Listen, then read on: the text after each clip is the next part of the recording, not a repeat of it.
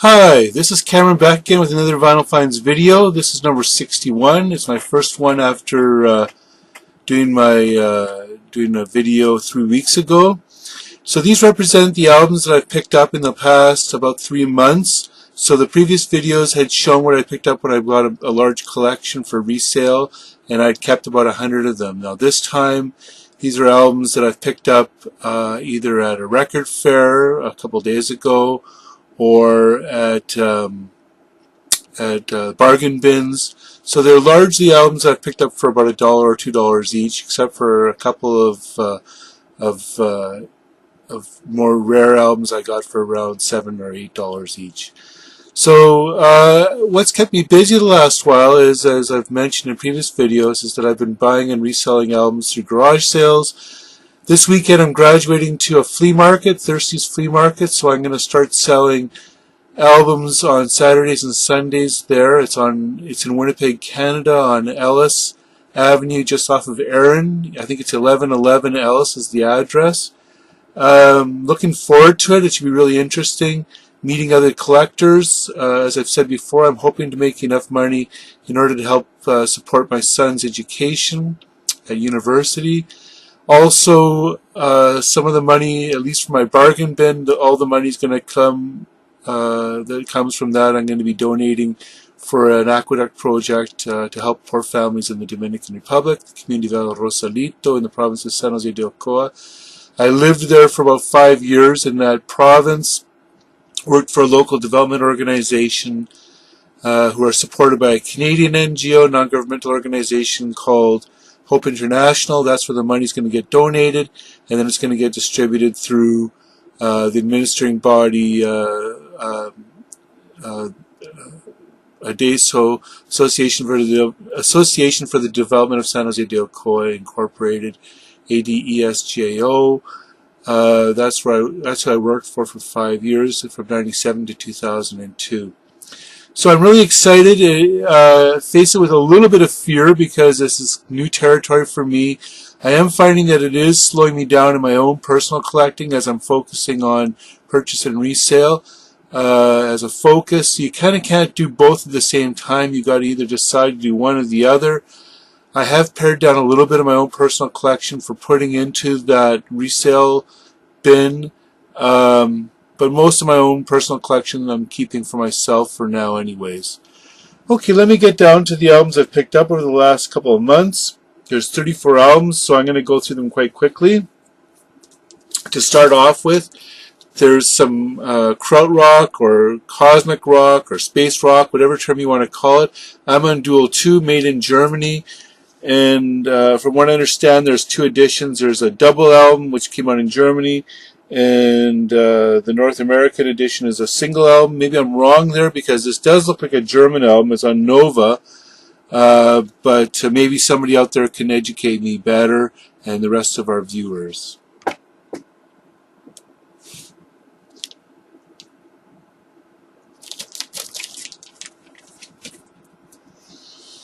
Then I have a collection of banjo music, which features Joe Mathis, Eric Darling, Mason Williams, Billy Cheatwood, David Lindley, Mike Seeger, and interestingly enough, Jim McGuinn, so Roger McGuinn from the Byrds. This album came out supposedly in 1970, but it clearly features songs from pre-Byrds, so it must be around 63, 64. So Anthology of the Banjo.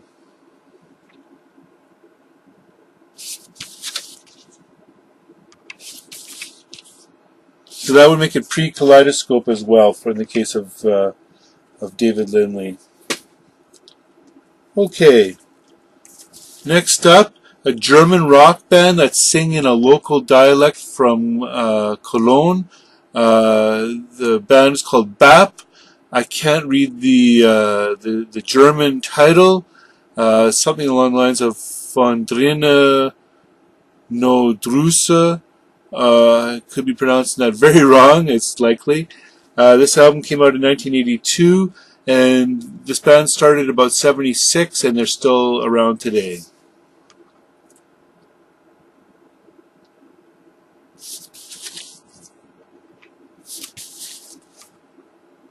So that's BAP. I've got another couple of their albums. Haven't really hooked me, but when they're $1 a piece, I give it a try. Next up, an upgrade copy from me of Barclay James Harvest, number 12. It's some UK folk rock. And this album came out in 1978.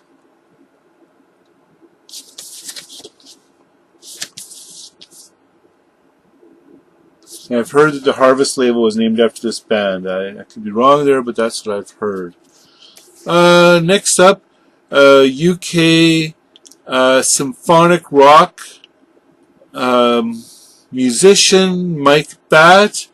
He had previously been part of a band called the Wombles. I'm not familiar with them, but that's supposed to be something that people from England are quite familiar with. This is his album from 1977 called Schizophonia.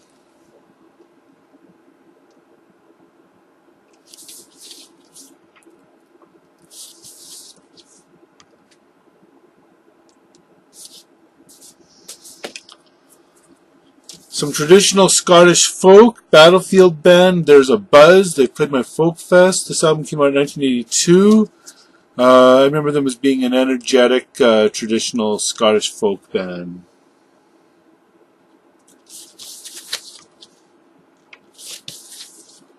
So There's a Buzz.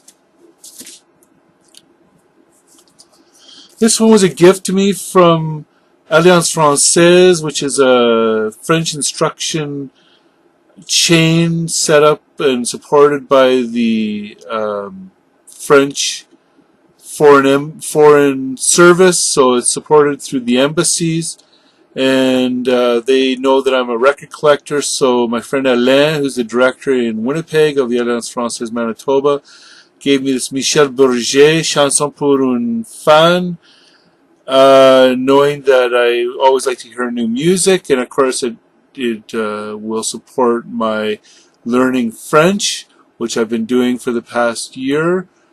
Struggling a bit, I've hit kind of a plateau, but I know that it's a marathon. You ought to just keep at it little by little. So this album by Michel Bourget came out in 1975. So it's French singer-songwriter. He was married to France Gall. He wrote songs for Johnny Hallyday and Françoise Hardy, or Hardy.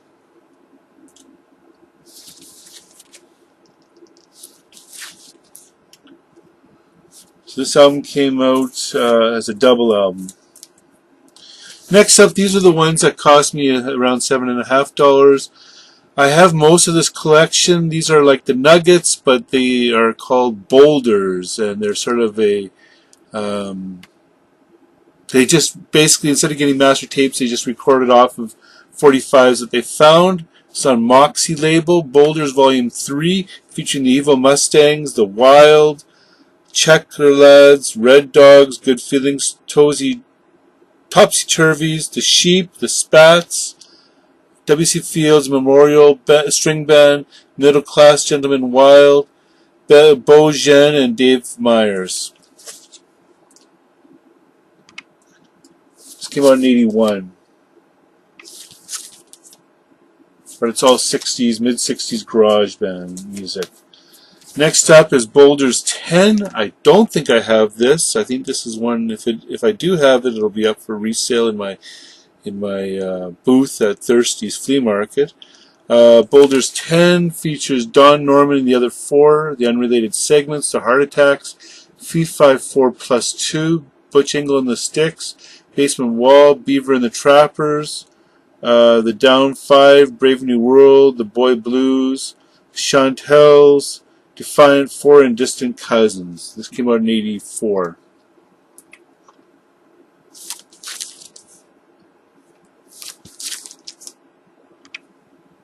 Also on Moxie label. Next up, a soundtrack from a U.S. Movie called Come Together, and it features games people play by Joe South and Love is Blue by the Dells. Came out in 71.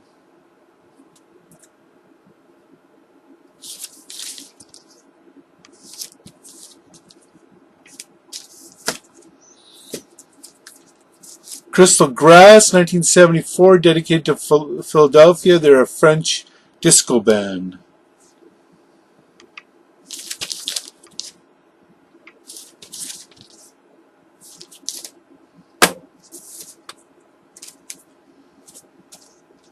some 20th century Canadian classical music, Sophia Carmen, Eckhart Gramate, Masters of the Bow.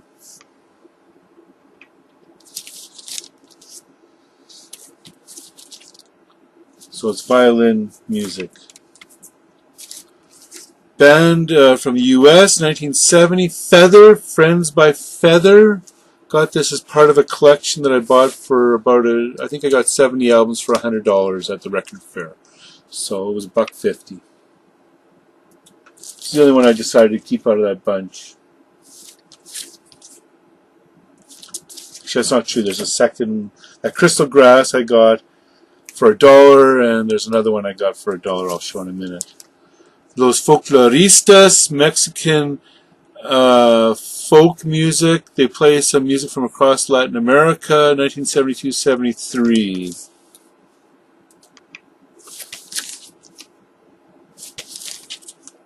I believe the album came out in 74. Stefan Grossman, who's a U.S. blues folk guitarist and instructor, How to Play Blues Guitar, 1974. On Kicking Mule label, one of my favorite folk and blues labels.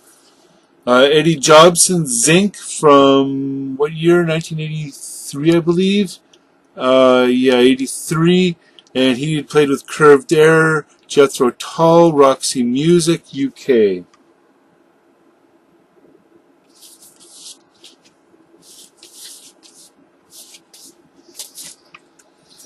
Some old-time fiddle, late 19th century, early 20th century, Uncle Dave Macon, the gayest old dude in town. And this is on Bear Family label, which is always a sign of good quality production and good quality product.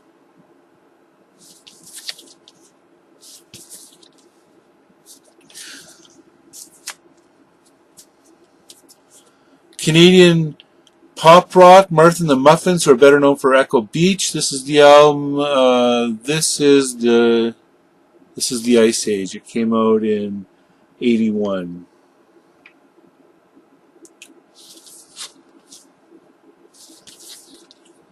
Does not feature Echo Beach. That came out on their first or second album. This is their third album. Melodic Clawhammer Banjo featuring Andy Kane, Ken Perlman, Bob Carlin, Henry Sapoznik, and Dana Loomis. And this came out 1977, also on Kicking Mule label.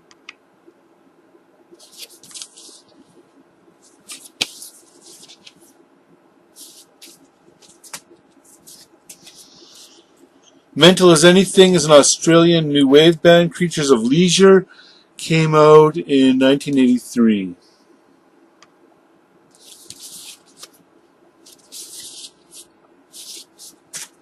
Whoops. Contemporary U.S.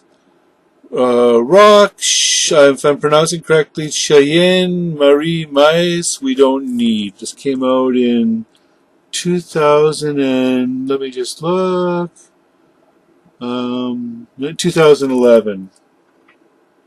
Pop rock, 10-incher.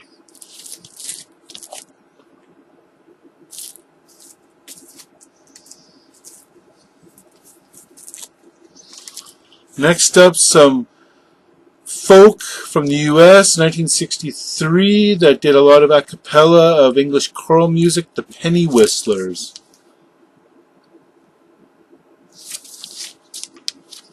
On Folkways label. Again, you always know you're going to get a good album with Folkways, and of course they always have these wonderful liner notes, little booklets that they provide. Now, this was interesting for $1. Jean-Jacques Perry, some French electronic music. The amazing new electronic pop sound of Jean-Jacques Perry from 1968.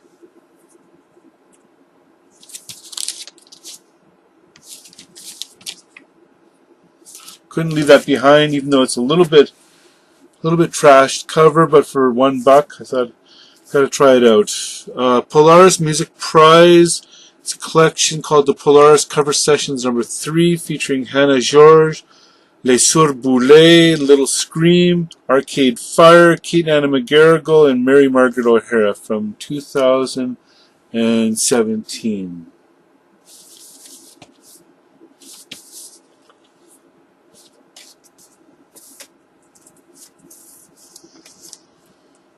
Pretty Things, an album I'd never seen before. It's a live album from 1984 called Live at the Heartbreak Hotel.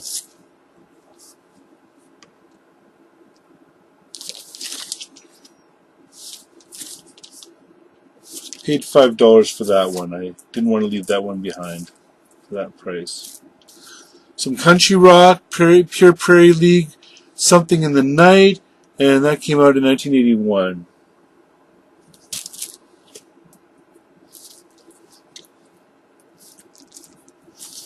I have a feeling I have that as a double. If it is, I'll toss it in with my records to sell at the flea market. Murray Schafer, R. Murray Schafer, Benjamin Britten, Germaine Telfair. So the Crown of Ariadne. This is contemporary 20th century Canadian and I believe British. And I'm not sure where Telfair is from. Paris. So early mid 20th century classical music.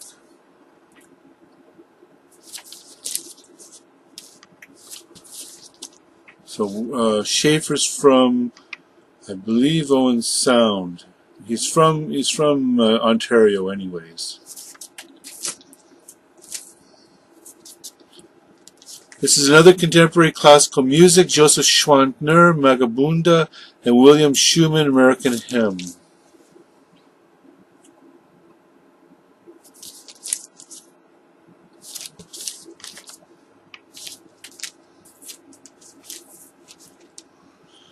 Mike Seeger, some old-time style folk and string band music called Fresh Old-Time String Band Music. So he plays some old songs but reinterprets them with a little bit more of a contemporary style.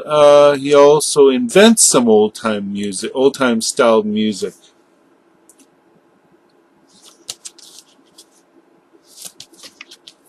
Plays with Norman Blake, the Horseflies, and the Agents of Terra on that album. Next up, one of my favorite power pop artists, originally from Family Tree, later on Whackers, Bob Segarini. So he's from the States but settled in Canada.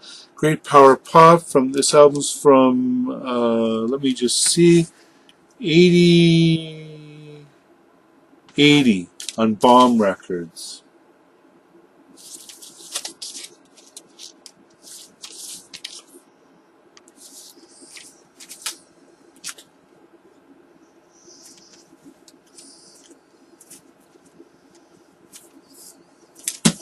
Just the last few ones.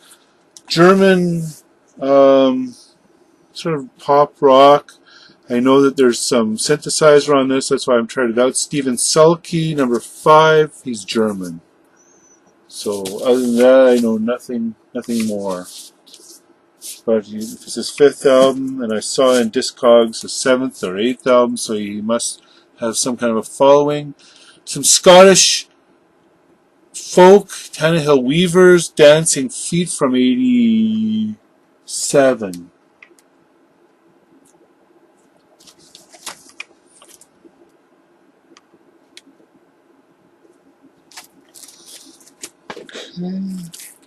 Last two. Wheels of the World, classics inspiring Irish traditional music on Shanachie label. And this is all stuff in the early years of the 20th century.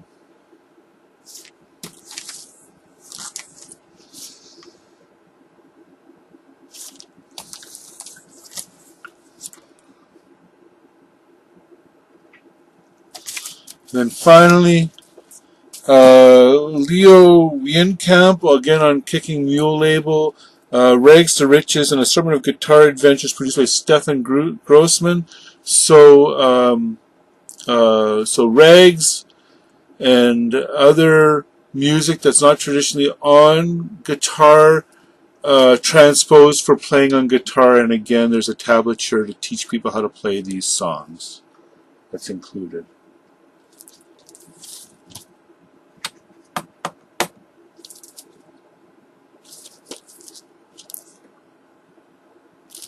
And that came out in 1975. So that's it for this video. In the next video I'll let you know how the first weekend goes at my flea market. I'm really excited. As I said, I'm preventing myself from buying a lot of albums. The albums for myself, the albums I'm buying are mostly for resale.